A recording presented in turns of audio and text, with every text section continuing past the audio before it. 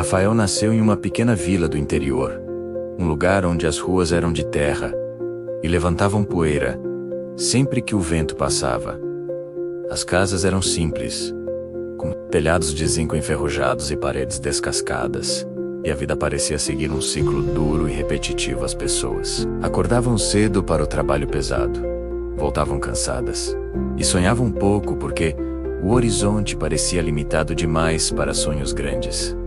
A família de Rafael vivia com quase nada. Sua mãe trabalhava em casas de família lavando roupa, passando e cozinhando, enquanto seu pai havia ido embora quando ele ainda era criança, deixando apenas a lembrança de uma sombra na porta e o silêncio que se seguiu. Desde pequeno, Rafael percebeu que a vida não seria fácil. Na escola, era alvo de piadas. Usava sempre a mesma roupa gasta. Os sapatos furados deixavam a ponta dos dedos de fora. E o lanche que levava era apenas um pão amanhecido com margarina. As crianças riam, chamavam-no de pobre coitado. E muitas vezes o deixavam sozinho nos cantos do pátio. Fingia não ligar, mas cada palavra ficava gravada no coração como uma ferida. Mesmo assim, nunca deixou de prestar atenção nas aulas. Havia uma chama dentro dele que nem a fome, nem o desprezo conseguiam apagar. Sua mãe sempre dizia: "Meu filho, você pode não ter nada agora, mas se aprender, se encher a cabeça de conhecimento, ninguém vai poder te roubar isso." À noite, quando a luz fraca do poste entrava pela janela quebrada do quarto, Rafael lia livros emprestados da biblioteca comunitária. Lia de tudo, desde romances até revistas velhas de economia. Ficava imaginando como seria viver em uma cidade grande, com prédios altos, ruas iluminadas e pessoas que o respeitassem pelo que sabia e não pelo que tinha no bolso. Muitas vezes lia até adormecer com o livro sobre o peito, sonhando com um futuro diferente. Aos 16 anos, começou a trabalhar como servente de pedreiro. O corpo franzino carregava baldes de cimento e tijolos pesados. O sol escaldava sua pele e os colegas zombavam de sua juventude. Diziam que ele era sonhador demais, que pobre deveria se contentar em sobreviver. Mas Rafael guardava cada palavra e respondia apenas com silêncio, porque no fundo, sabia que eles também falavam isso para si mesmos, como uma forma de justificar a própria desistência. E ele não queria desistir. Guardava cada moeda, economizava até no pão, para juntar dinheiro e pagar suas cópias de apostilas. Na escola noturna, voltava para casa com as mãos calejadas, mas ainda tinha energia para estudar. Até tarde, alimentado pela esperança de que o sacrifício um dia teria sentido. Depois de alguns anos, conseguiu emprego como auxiliar de serviços gerais em uma grande empresa. Achava que seria sua chance de mudar, mas descobriu que ali a invisibilidade também morava. Ninguém sabia seu nome. Chamavam-no apenas de um menino da limpeza. Alguns funcionários propositalmente deixavam sujeira para vê-lo se abaixar. Outros passavam por ele como se fosse parte do chão. Rafael sorria sem jeito, mas por dentro sentia o peso da humilhação.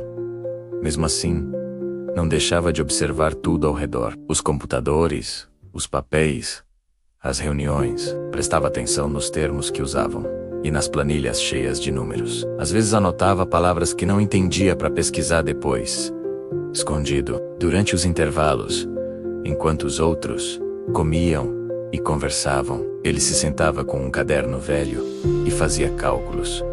Copiava modelos de relatórios que encontrava no lixo da empresa. Estudava sozinho o que ninguém jamais quis ensinar.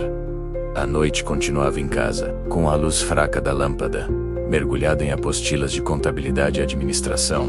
Não havia diploma, mas havia disciplina. Não havia professor, mas havia determinação. Com o tempo, foi se tornando silenciosamente preparado para algo que nem ele sabia quando viria. Até que em uma manhã chuvosa, a empresa se viu em apuros. Haveria uma reunião importante com investidores e o funcionário responsável pelos relatórios não apareceu. Os papéis estavam bagunçados, os números desencontrados, e o dono da empresa estava prestes a perder um contrato valioso. Rafael, que limpava o corredor próximo à sala, ouviu a aflição e ficou parado por alguns segundos.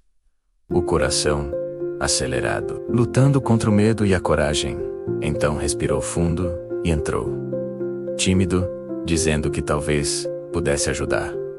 Todos riram, alguns debocharam.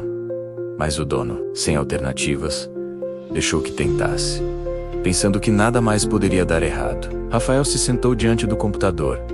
As mãos tremiam, mas a mente estava firme. Organizou os números, montou gráficos, cruzou informações e, em poucas horas, entregou um relatório impecável, tão claro e preciso que surpreendeu até os mais experientes. Quando apresentou o resultado, o silêncio tomou conta da sala. O investidor sorriu satisfeito e o dono da empresa olhou para Rafael como se o estivesse enxergando pela primeira vez. Naquele instante, algo mudou, não apenas no destino do rapaz, mas na forma como todos o viam. A partir daquele dia, foi promovido a assistente administrativo. E embora ainda enfrentasse olhares desconfiados, começou a ser respeitado. Com um novo salário pôde pagar um curso técnico. Depois, ingressou em uma faculdade de administração. Estudava até de madrugada, muitas vezes com café fraco e olhos cansados. Mas não desistia. Lembrava sempre da mãe, que mesmo doente, sorria de orgulho cada vez que ele chegava em casa, com mais um aprendizado, mais uma vitória conquistada. Os anos passaram e Rafael cresceu dentro da empresa, primeiro como analista, depois coordenador e, finalmente, gerente. O rapaz que antes limpava o chão, agora comandava reuniões, tomava decisões importantes e era convidado para palestras. Mas apesar das roupas elegantes e do novo status, nunca esqueceu de onde veio. Ainda lembrava das ruas de terra do pão amanhecido, no recreio dos olhares de desprezo. Lembrava também de cada noite em que quase desistiu e de cada lágrima que escondeu. Porque era isso que o mantinha humano. Com o tempo decidiu que sua vitória não seria só dele. Começou a investir em projetos sociais na comunidade onde cresceu, organizou cursos gratuitos de capacitação, doou livros, orientou jovens pobres, que como ele, um dia, acreditavam não ter chance. Foi mentor de muitos. Mostrou que era possível romper o ciclo da miséria com estudo, coragem e persistência.